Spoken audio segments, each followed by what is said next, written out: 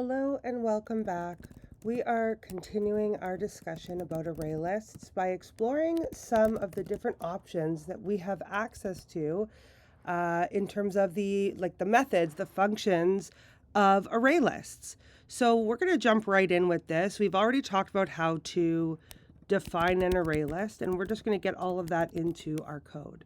So first off, let's get that import statement up at the top, java.util.ArrayList.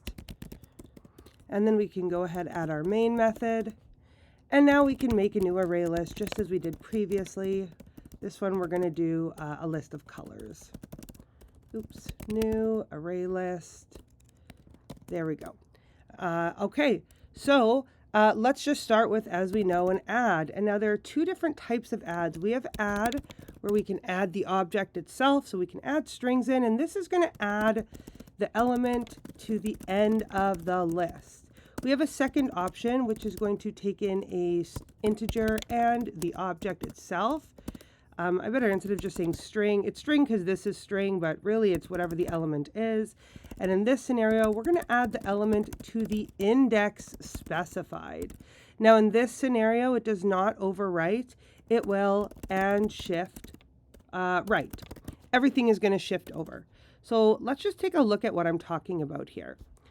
Let's add some colors. We'll add red. We will add orange. And we will add yellow. And something I haven't mentioned yet is with arrays, we would often make a for loop in order to print everything out, or a for each loop. And you can do that here as well if you want to. But there are actually other ways to print this. And that is the fact that this needs to say array list. That is because array lists are objects. And just like our objects that we were defining, array list actually has a built-in toString. So if I just type this in, unlike an array, I actually can print it out directly. This isn't going to give me a memory address the way it would if it was an array. Let's go ahead and run that. And there we go. We can see how it's going to print. So I actually, if I don't care about the formatting at all, and this is purely just for like debugging purposes, I can actually just do a print line of the array list in one line. I don't need a whole for loop or a for each loop, and that's obviously kind of nice. Okay, so we can see what happens as we're adding colors in. Now, if we want to add a color based on the index, we can. We can do something like this.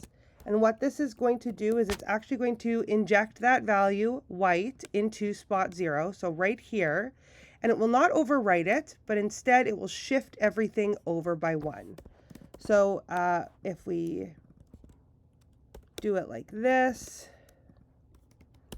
we can do that print, and then we can do this print after. And I'm actually going to add after the add with the index and the value. That way we just have a really nice record of what we're looking at here. There we go. Originally we added red, orange, yellow, and it added them in spot 0, 1, and 2. When I did this insert, it added it right here at the front, and then red, orange, yellow just shifted over. Now, again, if we wanted to do this with an array, we would actually have to make sure, first of all, of course, that our array could hold this many elements. We'd have to push everything over, insert at the front after, and in order to print it out without all the extra sort of spaces, we would have to be keeping track of it like a partially filled array. Thankfully, array lists give us all that power without having to do any of that work. The next one that we're going to look at is remove. And remove also has two different options. We can remove the element, remove element if exists, and it does return a Boolean. So it will tell us whether or not the remove was successful if we want to look. And we can remove an index. Remove index, remove element at index, we'll say, and this one will return the element from that index. So these two removes do return different things. It makes sense. We don't need to return the element in this scenario because we gave it the element we wanted returned. And in this scenario here, we need to remove at a given index, and we would like to know what that value potentially was, so it will return that index. If this doesn't exist, it will just return false. If this doesn't exist, you did something wrong and an exception will have been thrown. So it does make sense why we have these two different ways of handling it. So for example, if I try to do a remove of green, Boolean did remove, and I print out the did remove Boolean, what we will see is that I actually wanted to keep track, try to remove green. There we go. Let's go ahead and compile this. I will clear that to make room, and we can see that we tried to remove green, and false, green wasn't removed because it wasn't in there. I will also go ahead now and try to remove one color. Let's do it from index 100, just to prove my point that this is not going to work. I can go ahead and put try to remove index 100, and we can print out the value. It won't get that far, but we can still try to do it in the same sort of format, and we can see, there we go. We did try to remove green. That came up false. We tried to remove index 100, and we got that index out of bounds exception as we expected. Now, alternatively, we could remove a value we know to actually exist and not be crazy. Let's just clear this for a second. Clear. Let's recompile. Let's rerun. And now we can see that when we removed, oh, that still says 100. That's confusing. I did do it for 1, but it's confusing that I did not fix the string there. Okay, let's try that again. So now we can see we try to remove 1, and what was that 1 was indeed red. And we know that that's true because right here we can print out the entire array, or array list, pardon me, just so that we can like see that that was actually in that position. 0, 1. When we removed index 1, we did get red.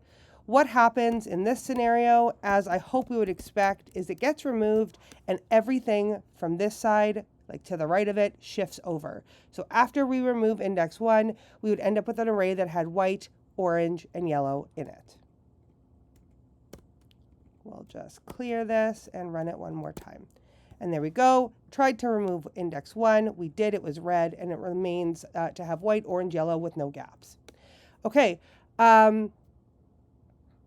There's a couple of caveats here that we should discuss before we move on to the next method type, or the next method that we'll look at. Caveat number 1, if you are running a for loop over an array list and you are removing elements, things start to shift, and it's really easy to make a mistake. For example, I'm going to go ahead and remove all of this. Red, let's do this with, instead of colors, let's do foods. I know that the name doesn't really matter, but it's going to help me. Apples, bananas, bread, and guava. And if I wanted to, let's say, remove all words that start with a B, I would probably do a for loop for int I is equal to 0. I is less than the size of my array list, I++. If the food at a given spot, food.getAtI, in fact, just for cleanliness sake, I'll make it a variable here, foods.getAtI. That's our current element. And if that current element starts with AB, we want to remove it. So foods.remove that element, and continue, and then we can print it out at the end to make sure we did what we expected. Okay. Let's do it with first printing out the size.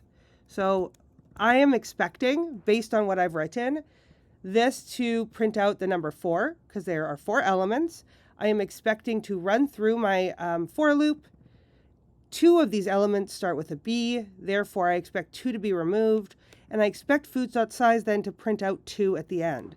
And spoiler alert, that's actually not what's going to happen. Let's just take a quick look at it. Compile and run.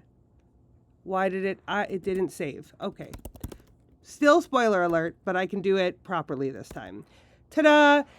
We expected 2 elements to get removed because 2 of them started with B, but for some reason our size is 3. We only removed 1 element. So let's slow down and just take a quick look at why this happened. We can see that apples starts with an A. So when I was 0, no problem. I was 0 and we were not going to remove it. Let's go ahead and print out our I value and what the array looks like at each level of this to see what happens when we hit bananas and bread. Java, let's clear that out of the way. Main. All right, so we started off by printing out on line 13, 4, so that's right there. We can see that our initial array, we get 0, element at 0 is apples. So we see it starts with a B, it does not. We jump over it and we say, okay, iteration 0, here's our whole array. Perfect, no problem. Next we go up, we're on iteration 1. So I is equal to 1. We're gonna go over here to, oh, I guess it would technically be in this array. So we'd go over here and we'd see bananas. Our element would be bananas and we would say, oh, that does start with a B. Let's remove it. And then we print out everything that was in our array at this point. So now we have apples, bread, and guava. Now I goes up and I becomes 2. 0, 1, 2. We skipped right over bread. We never actually checked for bread.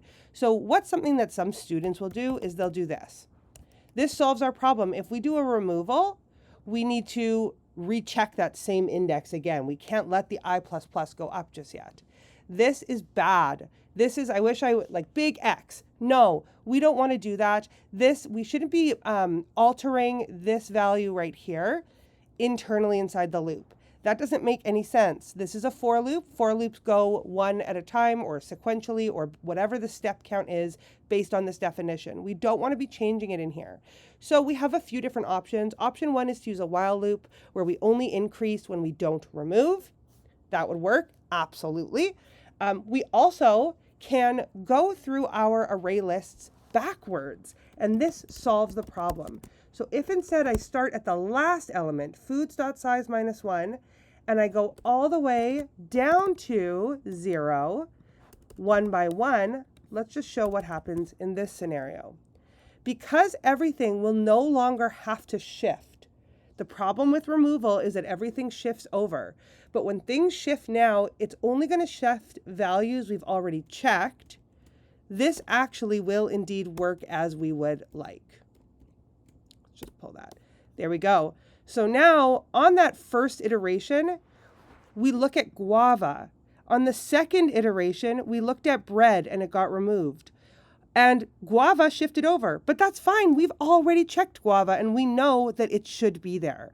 On the next iteration, it will check for bananas and remove it, making guava shift into its position. But again, we've already checked guava. That is no problem. Final iteration leaves us with checking the word apples. That should stay in here. And now we're getting the result we actually expected. So that's our first pitfall, which is removing elements or adding to elements into our array or array list, while we're in a for loop. Because our for loop depends on that size, and this is not static, it is dynamic.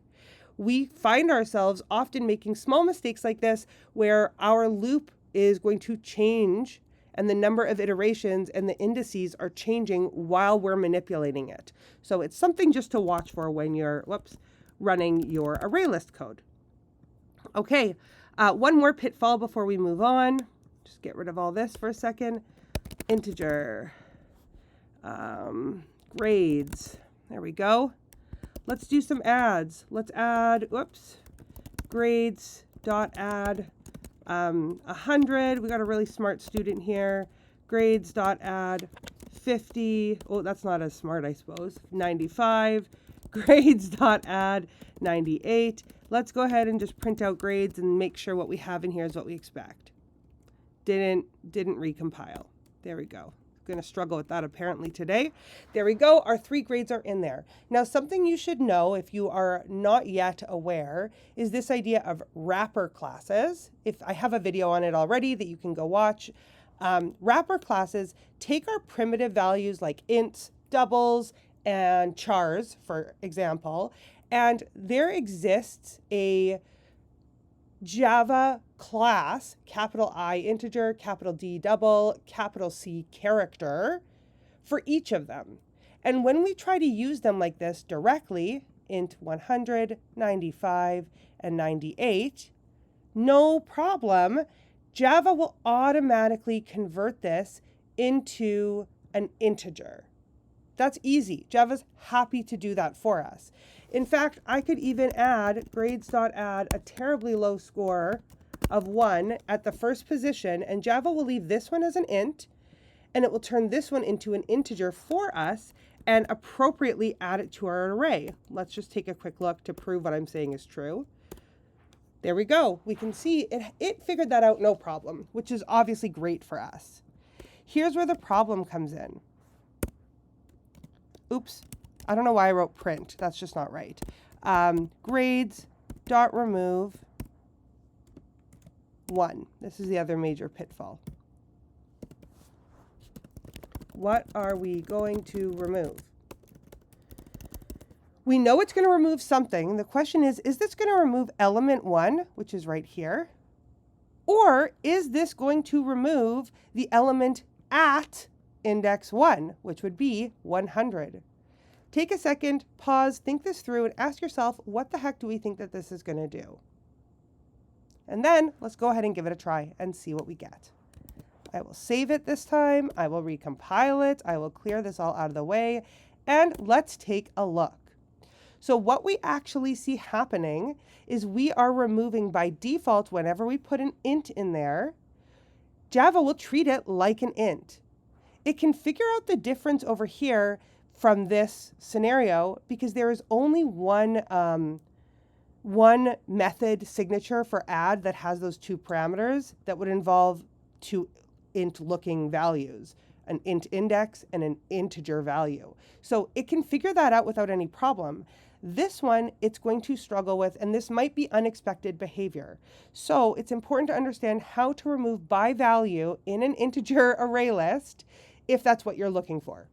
So what we see here is we are going to remove by index. That seems like weird. And there we go. I can't even think of the word right now. The wrong connotation, the wrong emphasis. That's it. By index. So if we put in an int, Java is going to treat it like an int. Cool. Let's just comment that out for a second. So how the heck are we going to turn this into an integer so that instead we could delete the value 1 because, oh, that was a mistake. This student is a genius. This student isn't getting 1s, they're getting 100s. We can remove the integer 1. So what we now see is we're actually going to wrap that 1 up in its integer class and pass in the object integer. This is now going to signal to Java that we are trying to remove by value, by object. And so when we do this print, let's go ahead and run it. Oh, that's fine. Marked for removal, that's fine. We're gonna look at the new way to solve this problem in just a minute. We can now see we did indeed remove that 1. Awesome. Now, this is the integer constructor, but they are, Java being they, deprecating it. And what that means is it is marked for removal in a future version of Java. So while this line works right now, it may not always work. The future versions of Java expect you to do it a little bit differently. We're going to use the integer class, capital I integer dot value of is what I think it is. And then you put the int in right there. Compile that, no warning this time, and it works exactly the same. So there are technically in this version of Java that I'm using 2 different ways to solve this problem. You can pass in the int value into the constructor, but in some future version of Java that will stop being available to you. So the slightly longer way of writing it, but more correct way is going to be integer.valueOf and then pass in that int. Now it recognizes it as a value, not the index. Cool. All right, we've already seen how to get values out of our array list, just because I showed it inherently in one of my previous examples with the removals. But we can, let's leave it as grades, I suppose, for right now. We can still discuss it very quickly. We can do system.out.println. We can do a get grades.get. Actually, we run into a similar problem here, where if I do a get at spot 1, is this going to be a spot 1 or is this going to be the value 1? Naturally, get by default is going to give us the index 1. Get by index. So if I print this out, I should get 100. There we go. I've got my 100. Now, we could remove that 1, as we just showed in the previous example, because that student, I didn't mean to give them a 1. I meant to give them a 100. They got another 100. They're so smart. Oh my gosh. So what can we do?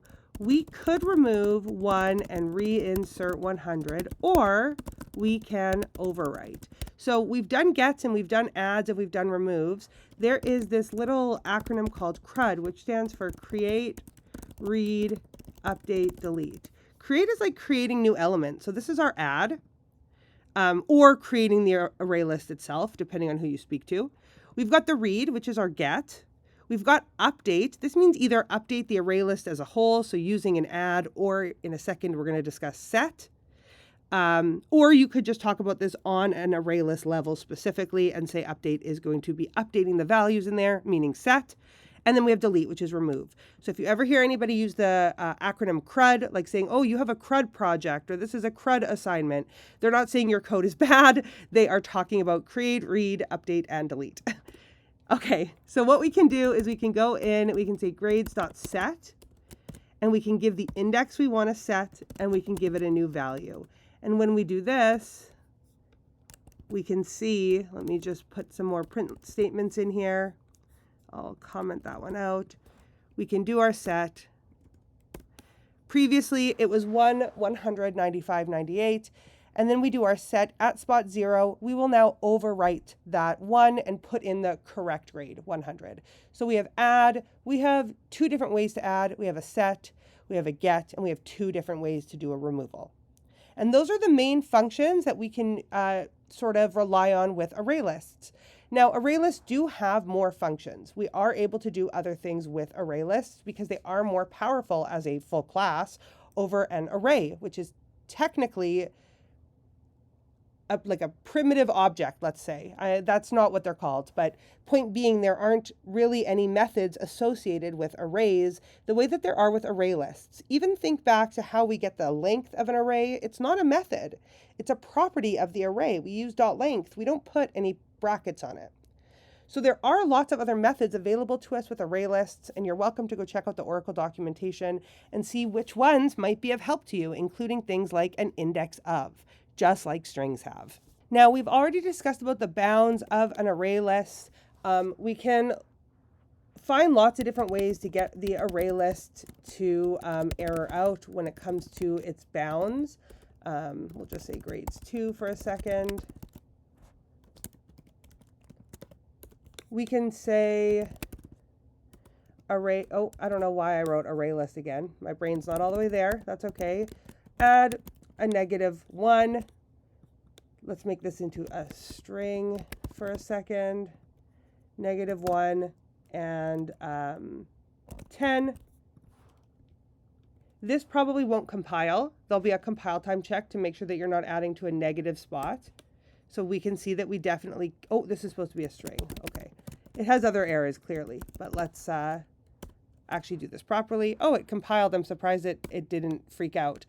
Either way, index out of bounds exception. So of course we are bounded between 0 and our size -1. That is understandable. So there is no gaps. The way that we might be allowed to have a gap in an array, we can't in our array list. We also saw the warning that we got when we put the wrong data type in here. So even if this was actually something that might be added and we put in 10, this is not going to work because we are not currently setting up correctly. This is an incompatible type. Ints cannot be directly converted to strings. If we want to turn it into a string, we totally could. Whoops, I didn't compile it again. Sorry. And now it would work. We can see that we did indeed add it. We didn't do anything with it. We're not printing it, but at least it ran successfully. But we do understand that these have bounds very, very similar to an array might have, a range in which you can work within. You'll notice that there was nothing in grades 2. I am allowed to call out the index as long as it's the next index to be filled. So the fact that there's nothing in here and an add would have added it to spot 0, I can say add 0, 10. If I did this, it wouldn't work because nothing would be in spot 0 and that would leave a gap, and we cannot leave gaps. There we go. We can see it's happening again. We're getting that index out of bounds exception.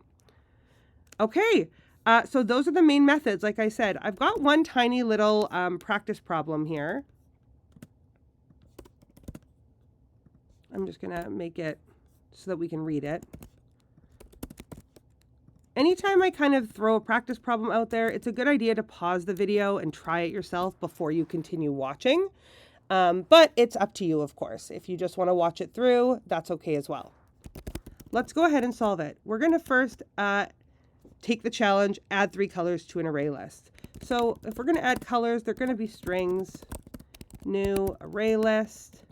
There we go. We can say colors.add, and let's get those colors in there again. Colors.add orange and colors.add yellow. Okay. Often when I'm like coding for real, I'll pick up these like commands and put them in the places that it's sort of telling me what I'm supposed to be doing, and I make sure it's in the right order. So the next thing I have in my challenge is to replace the second one. It doesn't say replace at index 2, it says replace the second.